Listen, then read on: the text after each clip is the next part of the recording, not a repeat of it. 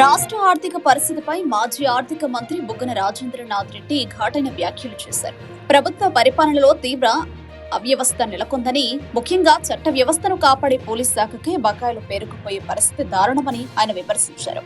బుగ్గన మాట్లాడుతూ పోలీస్ శాఖకు కూడా 1000 కోట్లకు పైగా బకాయిలు పెట్టారు.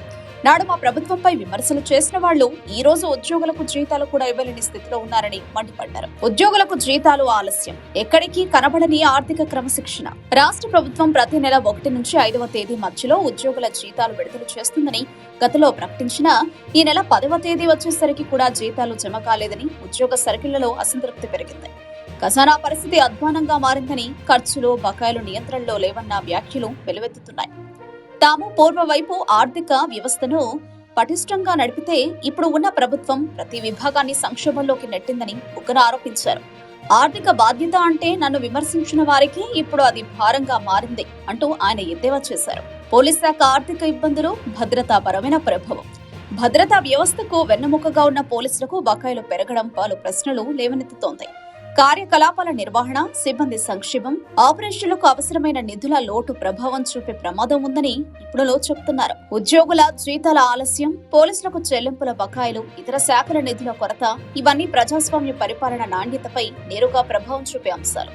వాస్తవ పరిస్థితిని ప్రభుత్వం స్పష్టంగా వెల్లడించాల్సిన అవసరం ఉందని రాజకీయ విశ్లేషకులు సూచిస్తున్నారు. 1000 కోట్లు ఇవ్వాలి పోలీసులకు అతి కష్టమైన పని. ఎందుకంటే వాళ్ళు పొద్దున్న లేసి రోడ్డు మీద ఉంటారు. ఒక డిపార్ట్మెంట్ ఏదైనా విపరీతమైన కష్టం చేసే డిపార్ట్మెంట్ అంటే నిజం చెప్పండి పోలీస్ డిపార్ట్మెంట్. పొద్దున్న నుంచి రాత్రి వరకు ఇంటికి కూడా ఎప్పుడు పోతారు లేదు. వాళ్ళను ప్రతి బందోబస్తుకు పంపిస్తారు. టీఏ ఇవ్వరు, అంటే వాళ్ళే హోటళ్లలో ఉండాలా, వాళ్ళే లాడ్జీలలో ఉండాలా, వాళ్ళకు ఏఎస్ఎల్ ఇవ్వరు, ఎస్ఎల్ ఇవ్వరు. చివరికి ఎట్లంటే 1000 కోట్ల బకాయిలు ఉంటే ఒక్క ఏఎస్ఎల్ నవంబర్ 24 సంబంధించిన అడిషనల్ సరెండర్డ్ లీవ్ ఏదైతే ఉందో నవంబర్ లో 105 కోట్లు, డిసెంబర్ లో 105 కోట్లని ఇంతవరకు 105 కోట్లు కూడా ఇవ్వలేదు. ఇది వాళ్ళ పరిస్థితి. ఇంకా మీరు బ్రహ్మాండంగా చెప్తారు కదండి, అసలు ఎవరైనా మేము వస్తూనే కంప్లీట్ గా 1వ తారీఖు జీతాలు ఇచ్చేస్తామంటే, మేము కోవిడ్ అప్పుడు 3 రోజులు 4 రోజులు లేట్ అయితే మన అన్ని మాటలు అంటారు. ఇంకా ఎంప్లాయీస్ అయితే మమ్మల్ని ఎన్ని మాటలు అనాల్సిన అనరాని మాటలు అన్నీ అంటారు. మొత్తుకొని చెప్తుంటే కోవిడ్ నైనా పాపం ఏదో ఫస్ట్ వాళ్ళు ఏదో అట్టి పండ్లు అమ్ముకునే తోళ్ళు, యాపిల్ పండ్లు అమ్ముకునే తోళ్ళు వాళ్ళకి సంగతి చూస్తాం, ఎక్కడికి పోగలంటే మమ్మల్ని ఒక రాక్షసుని చూసినట్టు చూసి. ఇప్పుడు ఏమైంది, ఈ నెల ఇప్పుడు ఎంత, ఈరోజు 10వ తారీఖు, ఎవరెవరికి రాలేదు ఇంకా జీతాలు? సివిల్ సప్లైస్ రాలే, పౌర సరఫరాలు, పబ్లిక్ హెల్త్ రాలే, షుగర్స్ రాలే,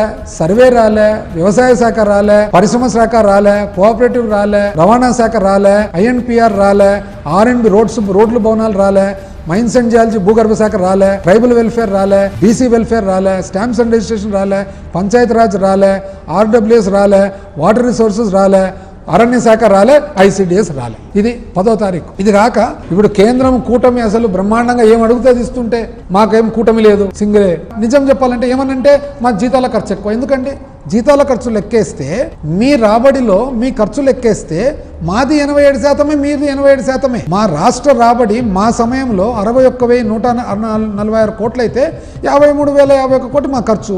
ఇప్పుడు 1,02,000 కోట్లు మీ రాబడి ఉంది, 89,000 ఖర్చు. రెండు అది 87%, ఇది 87%. పైగా మీరేమంటారు, అసలు పండగ చేసుకోండి అండి, హ్యాపీ దీపావళి.